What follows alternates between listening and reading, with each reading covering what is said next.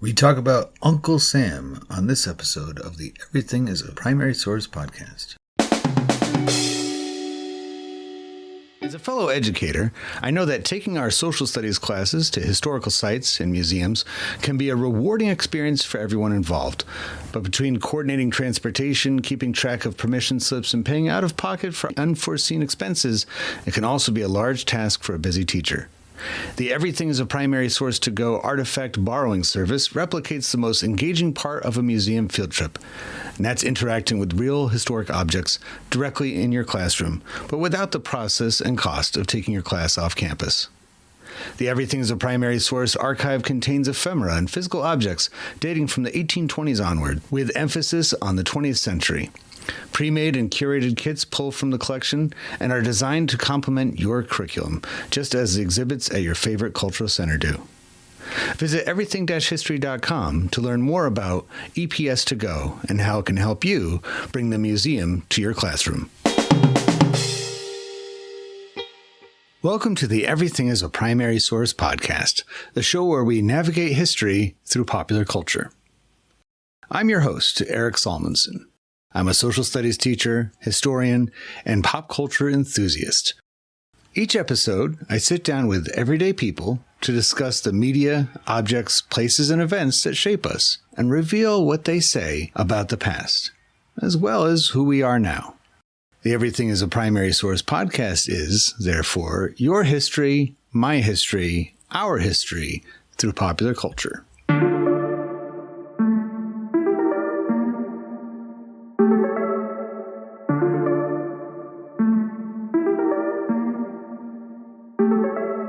So Megan Philbrook is joining us today on the Everything's a Primary Source podcast. And if you follow Instagram, you probably recognize her name. Or if you just read the newspapers in New England, you recognize that name for sure, because she's recently been named as a New Hampshire Teacher of the Year for 2026. So a belated congratulations, Megan. Thank you so much, Eric. I'm so excited. And welcome to the podcast. And I always get confused when people ask me, how long have you been teaching for?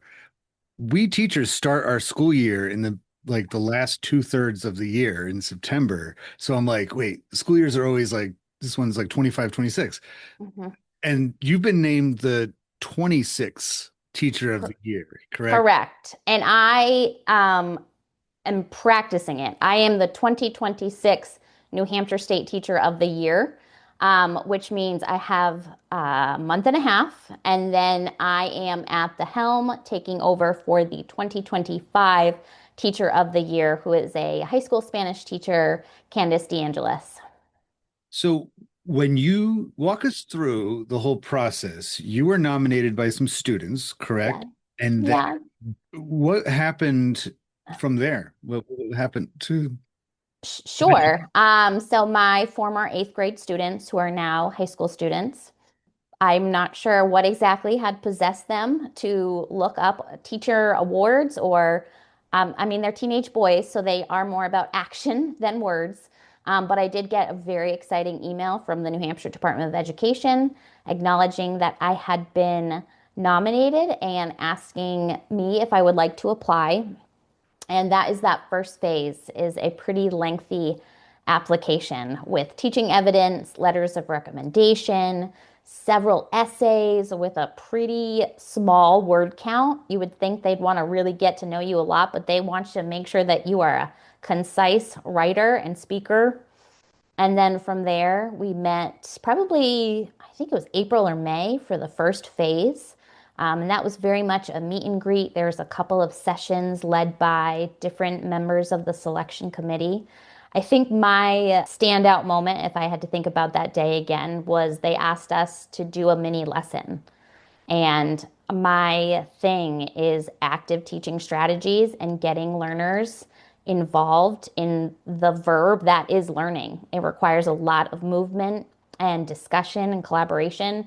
And so I had 5 minutes to prepare. I had some other teachers with me who had also been nominated, and they had wanted to take it in a different direction. And I said, look, we need to do something that is going to show off our skills. And so we did a little trade simulation, and that was so much fun. And then I found out about a week after a week and a half maybe after that, that I was a semifinalist and then down to a finalist. And here we are. So that was sort of like I'm picturing a lot of those challenge game shows like on the cooking channel, right? Where they're like Yeah. ingredients, go make this. It seems along the same lines of like here's, make something and Yeah. it's like all of your skills, all of your experience, everything just kind of like came out right then and you put together this great lesson. Yeah. It was definitely like a hot seat moment, but I think as educators, we, after so many years, and I am in year 12 of teaching, we essentially know what our thing is. You're the primary source guy. I'm the active teaching lady. We become kind of known for something towards that more veteran era of our career, and then that's our strength. So in that moment, that was what I drew from. And I think it worked out really well. Luckily, the next phase plays to one of my strengths as well, which is public speaking. And as historians, we're pretty used to speaking to big audiences, sometimes about something that's not the most fascinating to others that we are passionate about.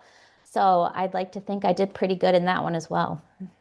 Well, I think that the award itself says volumes that you did Yeah. do great. Yeah. These Yeah. things. We encountered each other. We crossed paths back in the summertime because I was Hmm. my EPS to go kits, and you did a test drive of one of them, and Yeah. then reached out to me and said, "Hey, this might be really good for the showcase lesson plan." And so I probably received a very similar feeling that you did when you got that initial email from the Department of Education of like that electric feeling of like, wow, somebody is interested in these kinds of what I came up with and have been promoting. Yeah, well, I think in that kind of active teaching method is that connection with my students to outside opportunities. Going above just our standards in the state of New Hampshire is really, really important to grab our learners and engage them. And I think that's what your kits really do. It's a museum in a box that comes to your classroom that makes our teaching lives so much easier. So once I had my first taste of your kits, I knew that there's something here that that we social studies teachers really need to draw upon more. So that finalist visit is your last round to kind of show off and showcase what you can do and why you should be New Hampshire Teacher of the Year. And with my primary source kit, I would like to think, of course, that I definitely wowed the selection committee. There was just something in there for every single person that came to visit, and my students were right in the history, and you couldn't ask for more. So I got to thank you too. Oh, and it's we can go back and forth for the next 10 minutes. Thank you. Thank Yeah. you. Right, because this is all very much going back and forth, but you touched on something very important that I think is, when I've gone to conferences and reached out to teachers in our state and beyond, one of the questions that often comes up is which standards are met? Which standards are addressed in these things? But you said it so well just then. If we go beyond the standards, if we're Hmm. things that then yeah, you can actually just check down the boxes. You're like, okay, yeah, collaboration, let's see, communication, cause and effect, and all the different social studies, all the different competencies that we're trying to work with our students. If we are doing our job as social studies teachers, being social, Hmm. that's going to be a no-brainer. Those standards are met and surpassed. And I also love that you are always looking out for opportunities. It's not just whatever comes up when you Google a subject. It's, hey, I just heard about this thing at the local library. Or Yeah. recently that you had for what, the second year in a row, Battlefield Trust. Uh, Yeah. I mean, there are so many entities out there. Don't get me started. We could talk for hours, but there are so many, especially in our field, especially in the preservation of history and looking at civics. And this is a big year for us social studies teachers. It's a semi-quincentennial. And so that has just created a boom of free resources that, entities want to make sure that we are preparing our students to understand the magnitude of the 250th of our country. So there's so much out there. I received the American Battlefield Trust traveling trunk.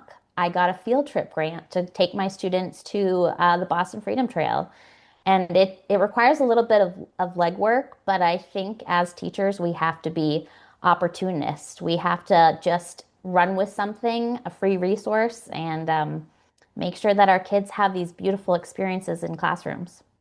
It's like if you were in another field, if you were in, say, broadcasting, or if you were in public relations, or working at in hospitality, I feel like you would do the same kinds of things, but for the benefit of those places, right? You'd be reaching out Yeah.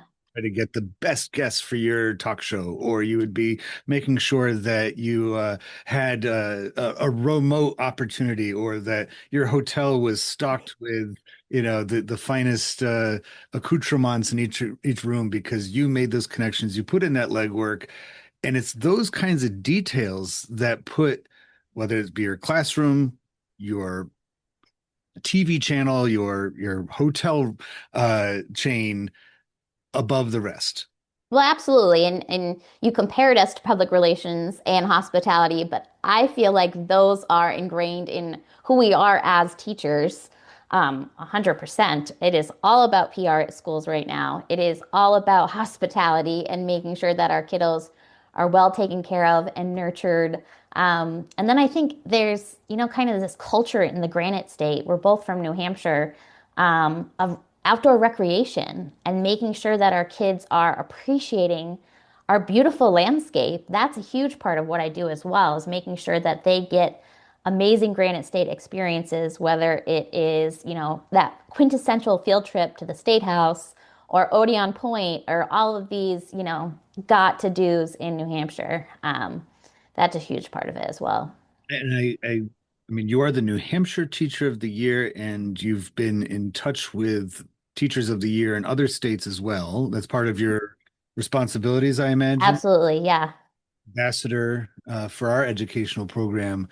And you get a lot of opportunities to compare and contrast with other teachers. And one thing that is absolutely true, and I've talked to other teachers around the country as well, is New Hampshire, our Department of Education matches the spirit and the size of our state. We're not a big state. We have Yeah. 1.7 million, if that, many people in the state. Hmm. We are geographically small. We have all those different components. And then, not to mention the attitude of live free or die, pretty much, kind of do your own thing. It shows itself in our educational opportunities too, right? And with the way that we run education in this state. So while there may be some things that are not provided for that you would have in larger states, Hmm. also have that, hey, here's this great big canvas that is the state of New Hampshire. One of the reasons people love living here is because within a short drive, just today I was just over the Connecticut River in Vermont, and within an hour and a half, I was back in my area of the other side of the state. It's super Yeah, navigable. Is that a word? we are. And you have the mountains, you have the lakes, you have the seacoast, you have access to Boston, you have the Mhm. southern tier. If you like Massachusetts, you Yep. can visit Massachusetts without you leaving New Hampshire. You just, go to those southern tier cities, and Hmm. you have so much diversity as far as geography and way of life. And you can just do that. That's part of the education. Hmm. Yeah, well, and it's part of our education as well. I think that I have always felt like there's a large amount of autonomy for teachers. And that I can say to my principal, I want to order this amazing kit and I want to get to my classroom. Can you reimburse it? It's inexpensive. It's going to be awesome. And we have that autonomy to get it into my classroom and to try a wide variety of other resources as well. So we may be small, but I think that we're able to make big choices for our students that have a greater impact than maybe if we were a larger state where there was even more mandates. Where I think we're really, really lucky. I always say, like, I am living the Granite State dream. I grew up here. I was educated in the SAU 53 school district, Pembroke, New Hampshire, and I had amazing educational experiences. I'm a teacher because of that. So I think we're so lucky. We're so lucky to live here.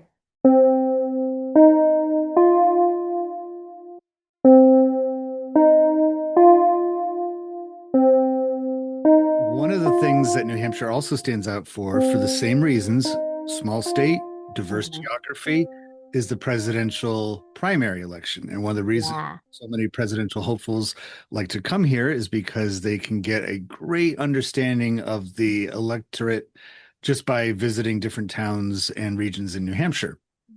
So, symbols of our subject today, Uncle Sam, may very well be surrounding these things because ultimately, this Uncle Sam with his top hat of the stars and stripes and a blue coat of stars and pants of stripes and his white beard and everything is symbolic of the federal government, the very government they're going to lead. Plus, the guy he was based on, I don't know if he actually dressed like that or not. No, um, no, he didn't. Oh, he didn't? Okay. I'll No, set off my notes. So he's originally from New Hampshire, and that's who we're going to talk about today as a primary source. absolutely. I am super enthusiastic to talk about this American symbol, this icon, because just as I think we were just talking about what is quintessential New Hampshire, you have to answer what is quintessential United States of America. And in one of your most recent episodes, there was the assertion that George Washington is the most well-known American figures. And if I can assert, I think that Uncle Sam is probably that number two figure. Not his originator, the real person who kind of inspired the Uncle Sam, but just him as this figure of American government. I have a feeling, and I was thinking about this today, that embedded in the image of Uncle Sam, that there is a little bit of Washington in there, the white hair, Yeah, a little bit of Lincoln in there too, with the the beard height, the height and the beard. Yeah, and the stove pipe hat that he wears. yeah, Uh, so he was a real person, and he's my understanding of the legend of this guy named Uncle Sam is that he supplied American troops with rations, meat and things during the War of 1812, and yep, his initial, the stamping of US on their crates, they would joke that this is a package from Uncle Sam. And yeah. That's the gist. came about because his name was Samuel. Mhm. That's where that term Uncle Sam came from. But his first appearance as a character described the way that we just did in cartoons was not until I think the 1830s. Does that sound about right? Yeah, for sure. And your gist story, the summary is fantastic. Samuel Wilson, I think he was actually born in Massachusetts. His childhood home was in Mason, New Hampshire. We got that lovely connection before he lived out the majority of his adulthood and died in Troy, New York. He was a meat packer and a very, very important one at that because he did inspect meat barrels of beef supplies that went over to serve soldiers in the War of 1812. And um, meat packers don't often get the best rap sheet in American history, but I think Samuel Wilson is probably the most favored of them all. Because when those barrels came to troops who were fighting the British again, it said U.S. on it, and they joked that it was Uncle Sam sending them their ration. That War of 1812 connection, I think, is very important to have the U.S. initials being referred to as Uncle Sam because, like you said, we're fighting the British again. This, in many ways, is the true final proof of an American revolution has taken place, that we have our own country and have our own society. And as such, part of having that own identity is perhaps developing a figure, some kind of entity that we can all rally behind. When the first time he appears in print as a caricature or a character in the 1850s, it's correct also to a time where nations of the world were, sort of like having their own uh personification of themselves. John Bull in England. It's the only one I Mhm. can. But Uncle Sam is like the American version of John Bull. But it's not just America, the people, because that's always been the job of Columbia, right? Hmm. That seems to be the figure that is um, the the we, the people. Hmm. Sam is the government. And so later on, Thomas Nast, who is the famous cartoonist who took down the Tweed Ring, the political machine out of New York, Hmm. with his illustrations, he also gave us Santa Claus, if I'm not mistaken. The He, I think yeah, he did as well. Although that one doesn't stand out to me as much as Uncle Sam. But yes, he did give us Santa Claus, or our modern depiction of what he looks like. the red suit and the white Yeah. beard. I guess he liked white beards in his characters. And so it's like that has always meant to mean the federal government Hmm. is the way I've always taken Uncle Sam the character. And I think that's most proven in that World War I want you for the US Army depiction as well. So I think that, and especially when you study like American imperialism and how Uncle Sam is often sitting on the globe with a grab bag, just um, pulling up colonies for the United States and pulling up territories. That's certainly that's he represents America there, the government. It's not like, the I want you World War I is probably the closest we'll get to a favorable depiction of Uncle Sam. He's usually portrayed very goofy, ridiculous, over the top embellishments of him, as it's a very American thing to criticize the government, right? To kind of point at it and say, ha ha ha, look how silly these people are. And this government is,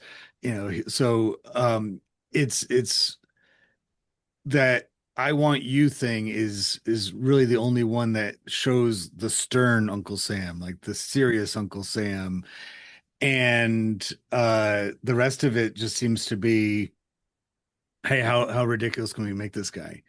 So on the screen right now, and I'll share these when I put out the podcast. These are some of my favorite Uncle Sam um, cartoons.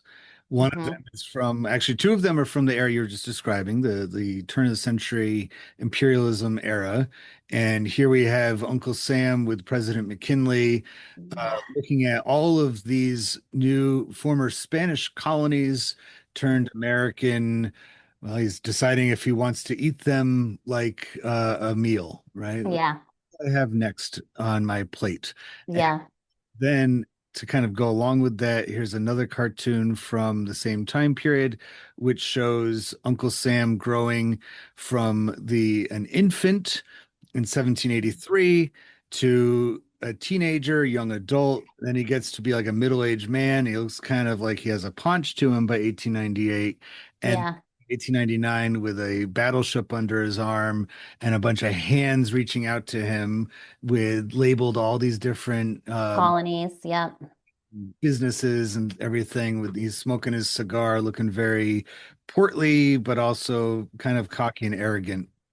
And then here's one that I always like to use. It's from 1929, and we have Santa Claus in his full red, I mean, it's black and white image, but his Hmm.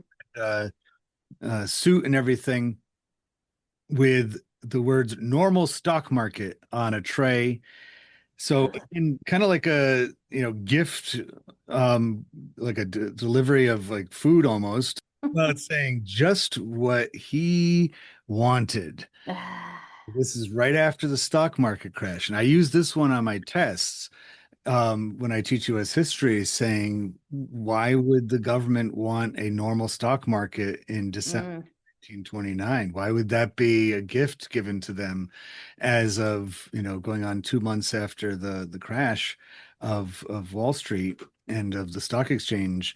Well, so here we have the meeting of two political cartoon characters in one drawing, and both of them symbolizing different ideas correct to our culture and our relationship and understanding of the government.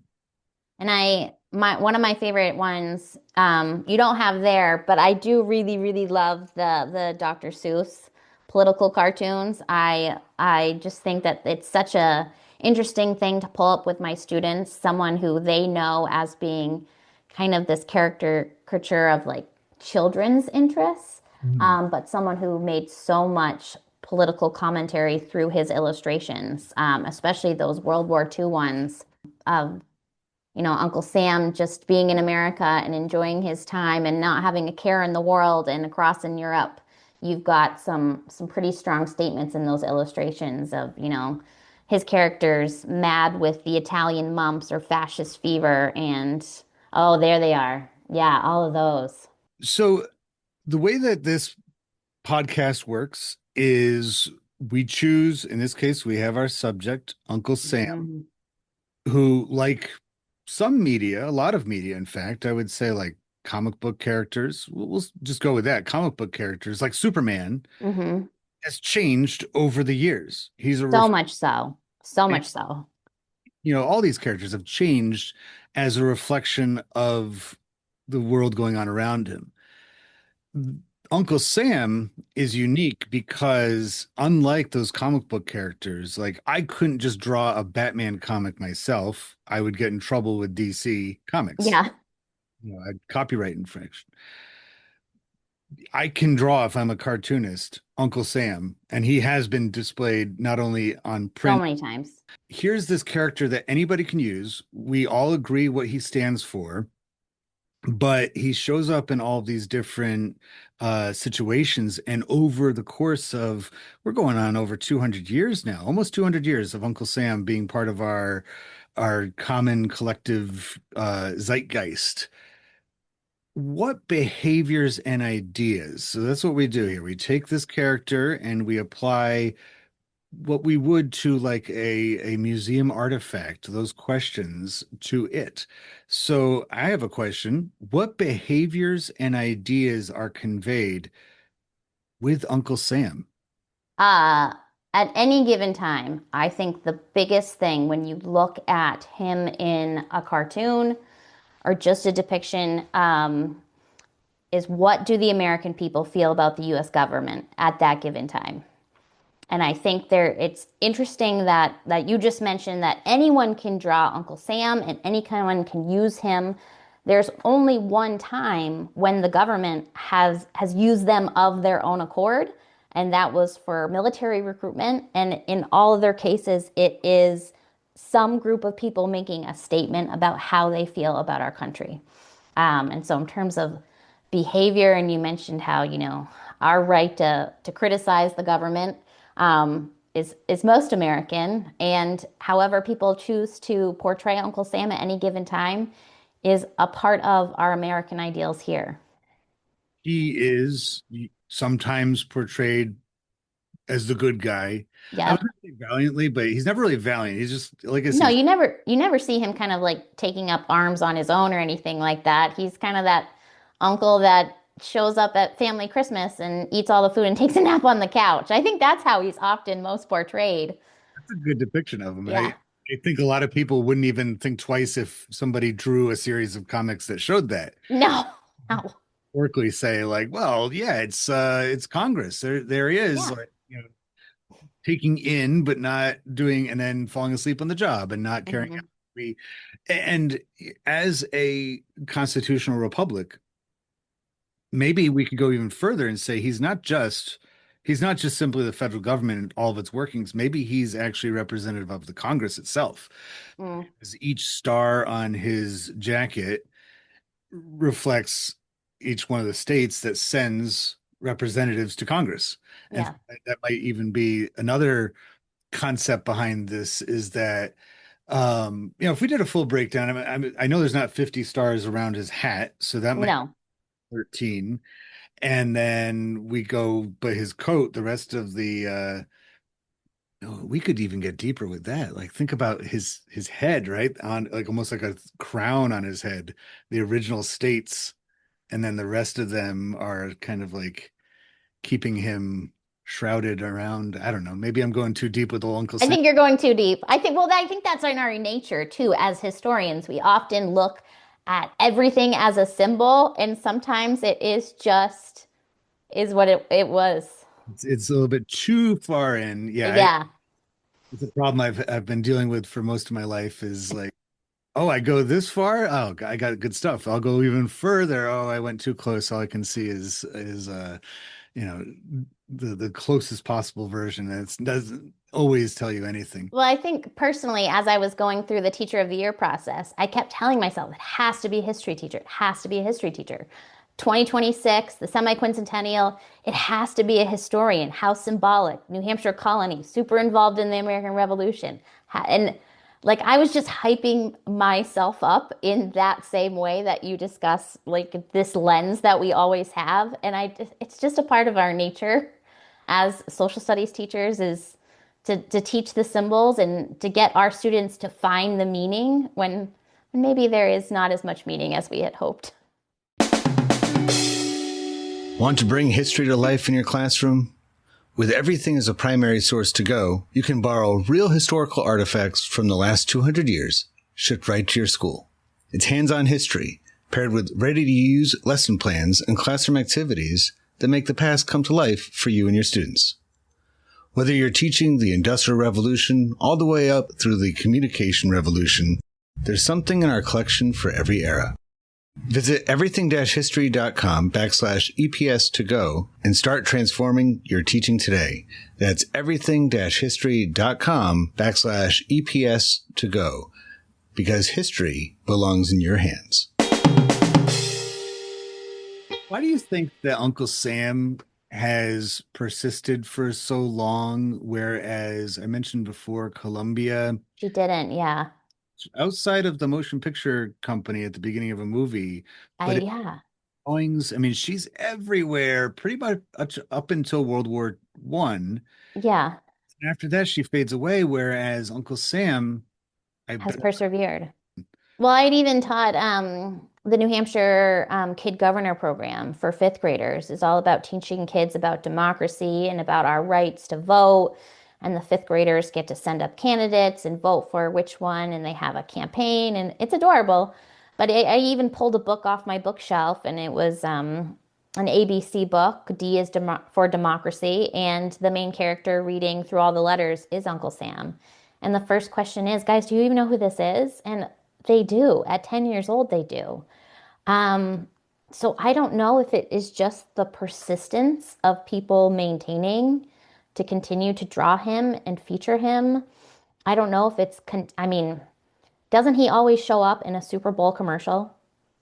I'm sure at least something involving. Yeah, like something involving him. A beer company always uses Uncle Sam, I feel like. So, and maybe it's just that persistence and that ease. I mean, Columbia is, I mean, she's not as easy to depict. She's very, very intricate. Her outfit is so like beautiful. And Uncle Sam is more of that kind of American spirit of he's just there's an ease about Uncle Sam. So maybe it's partially that as well. Liberty is another one that has stayed around. A Mm-hmm. really big statue to her in New York Harbor, so that might help. Yeah. She's depicted in cartoons a lot, along with Uncle Sam. Sometimes they're Mm-hmm. interacting with each other. You know, she can be and has been kind of made silly as well. I've seen different depictions of Liberty, with, instead of the torch in hand, she might have like a tray of French fries or, Yeah.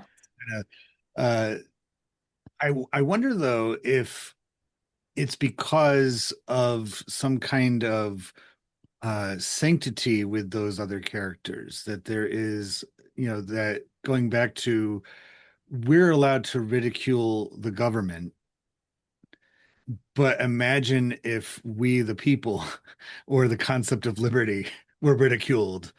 That Yeah. flies easily, right? You could No. liberty being trampled on by somebody like Kaiser Wilhelm or something like that, and people would be like, yes, that's a propaganda piece Mm-hmm. to rally against the Germans in the First World War. You could have Uncle Sam getting enormously fat and everyone's like, ha ha ha, but that wouldn't really work so well with the other ones. And so I don't I don't think so. Maybe there is, I mean, not that I want to go into it, but maybe there is a gender aspect into it as well. could be, Maybe. yeah. And that we don't want to, the fair sex doesn't get as much disdain as this guy with his weird wispy beard and frizzy hair and stuff like that. Yeah. You mentioned at the beginning George Washington, and I just happen to have on my desk this one of, I mean, you could have countless amounts of books about George Washington. This one came from 1931, and it's called George Washington, the Second Mile American. And on the opening page of it is one of the many statues you would find Mhm. of George Washington.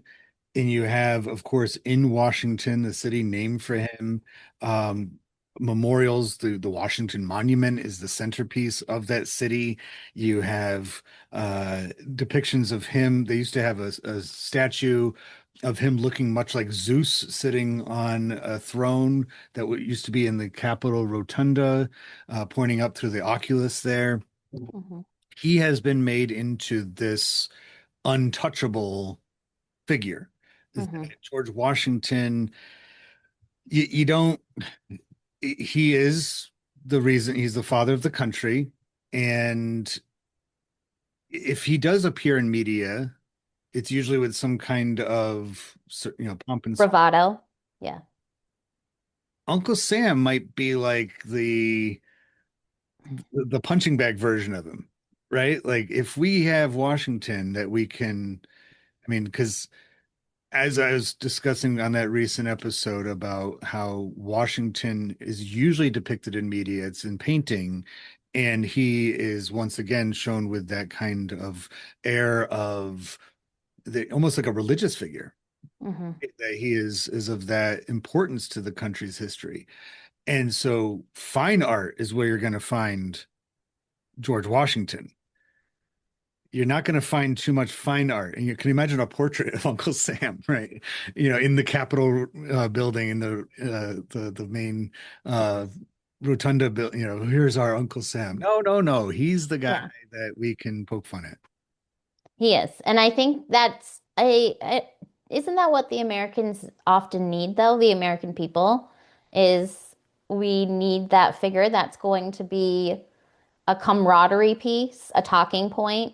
I mean, you and I can probably talk about George Washington on and on and on, but that's not the majority of the American people. They obviously look up to George Washington and know of his greatness and what he did for the country. But Uncle Sam is more of like I just mentioned sports, and I think Uncle Sam is more on that entertainment aspect than that American figure like George Washington.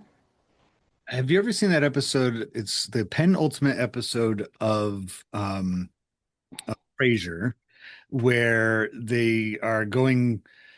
It's a kind of a weird episode. It's called Croc Tales, and it's all about the this like ceramic crock that used to be full of cheese and how it's played a role in many years. So it's like a flashback type episode of Frasier and how it's like been passed on through the years since when his father first moved in with him in Seattle. And at one point, it's 4th of July, and Frasier is dressed up as Uncle Sam because KACL is going to be in the 4th of July parade, and Roz is playing. She's like Betsy Ross, right? So for some reason, it's like revolutionary character, and then some guy that had nothing to do with the revolution. And at one point, Fraser's dad says, like, he's like, do the thing I asked you to do. And he's like, I want you, as moves and everything.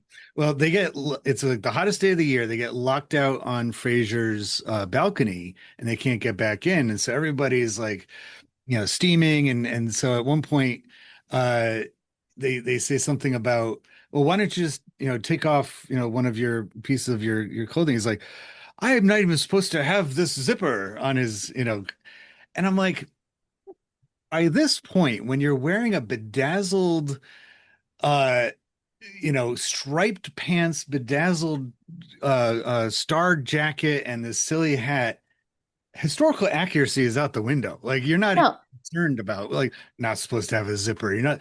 It's such a silly thing. Interestingly, Kelsey Grammer, who plays Fraser Crane, played George Washington in a made-for-TV movie about Benedict Arnold. So he's been both sides of it, right? that's funny. Isn't that crazy though? Like to think that somebody would have Uncle Sam as this, Pedestal. it exists, but I don't think anybody's too concerned about that costume being, anachronisms with, oh, we can't have zippers involved at Uncle Sam.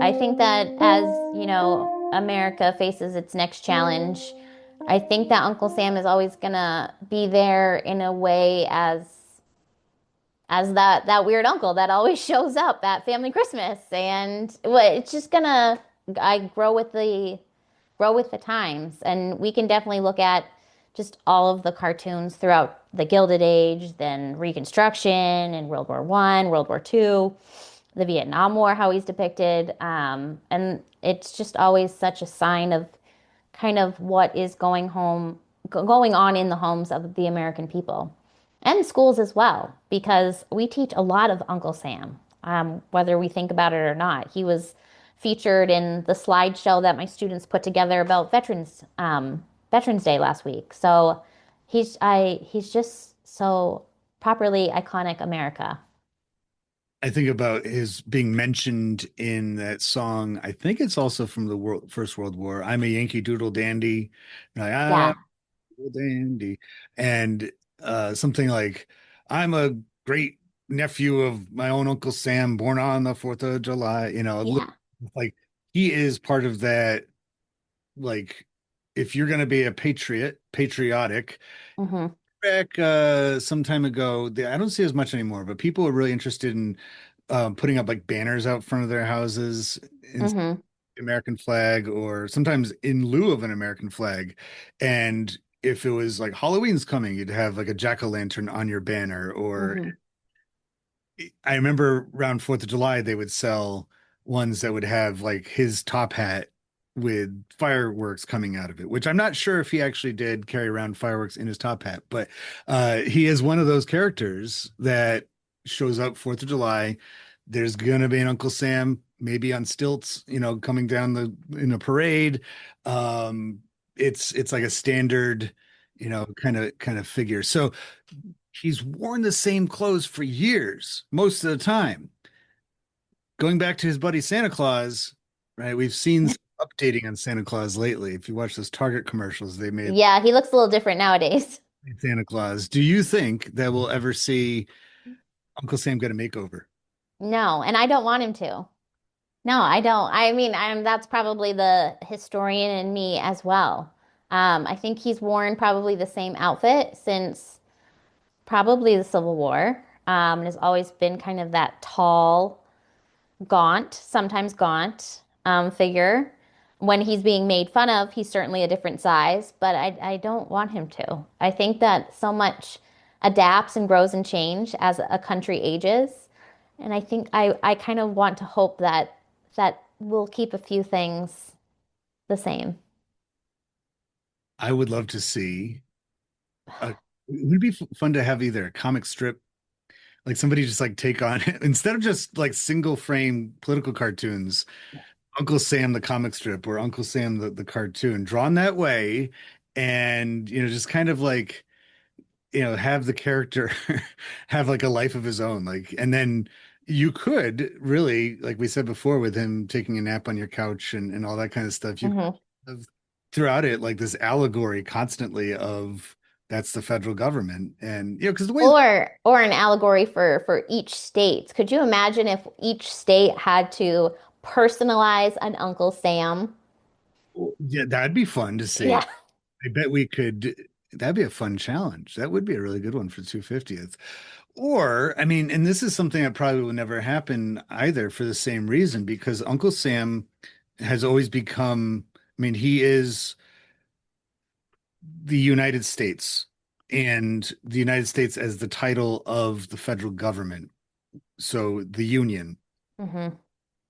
He therefore um, removes all need for individual states because to have their own personifications. I've seen silly things on like Instagram or BuzzFeed or something like that. If every state was a person, like what, how would they act? And after a while, it just becomes like you're a stereotype of somebody from this state. But no, you know, like imagine if each state had its own version of a person, like an Uncle Sam. Hmm.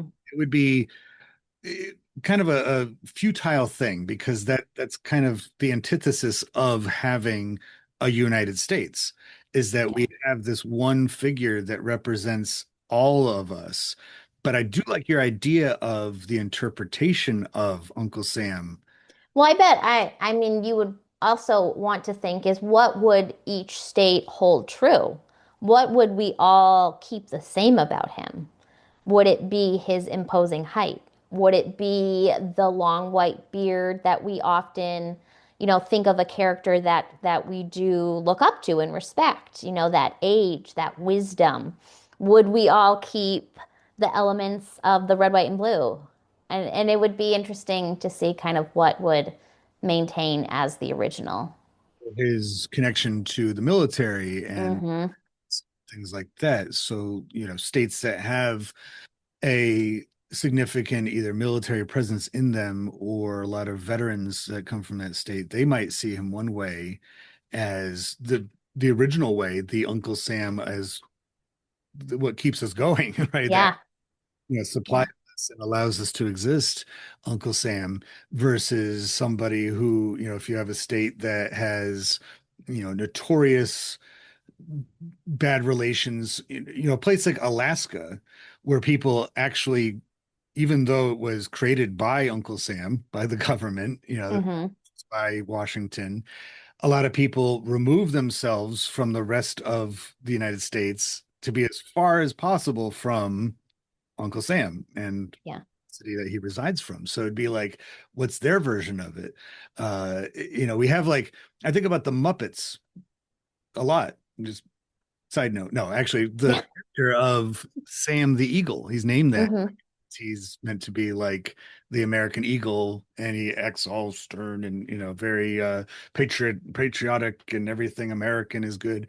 And he wouldn't have got that name had it not been for this version of it. So it's like, yeah, how do we all perceive this one character, and is that a reflection of our understanding of our connection to the government? Yeah. Yeah. I think he's just, I think I said it in the beginning. He's just iconic for so many different reasons. And I think our ability to commentate on him is also Uncle Sam in its nature. Um, so I think we're lucky to have him. So too, and I like your use of the word iconic there because that's what he is. He Mhm. is a portrait of something, a larger concept portrayed in a very simple, usually illustration. So, Megan, thank you so much for taking the time to Of course. not only about Uncle Sam, but to give us a overview of what it means to be the New Hampshire Teacher of the Year. I'll say it again. Congratulations on this. Thank you. What do you have in the pipeline as far as your duties that you have to carry out as New Hampshire Teacher of the Year? So I get to be a yes person with the understanding that I am still maintaining my teaching position, which is my top passion, of course, with some wiggle room to present at conferences, to be guests on podcasts, to be interviewed, and to really represent New Hampshire as they need a teacher figure. So I'll be able to do some really cool stuff with the other teachers of the year. We are all invited to NASA's space camp over the summer. I know, I know.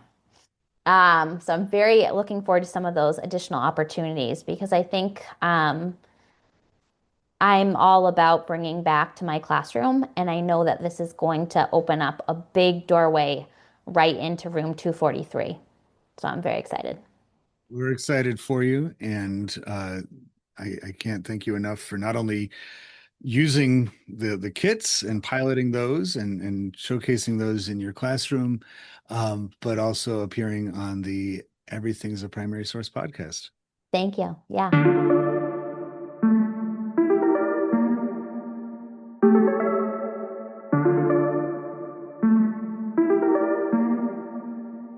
Popular culture, by definition, connects and unites us and proves that people of different backgrounds, in fact, have a lot in common with one another. I hope you enjoyed this conversation, at least in part, for that reason. If it connects with you and you'd like to add to it, or any of the podcast episodes, just visit everything-history.com and search for the Everything's a Primary Source project, which can be found in the classroom section of the website. We'd love to hear what you have to say. Be sure to rate and share this podcast wherever you are listening to it now, and follow Everything's a Primary Source on social media, including YouTube and especially Instagram. Thank you for listening to the EPS podcast, where everything is a primary source.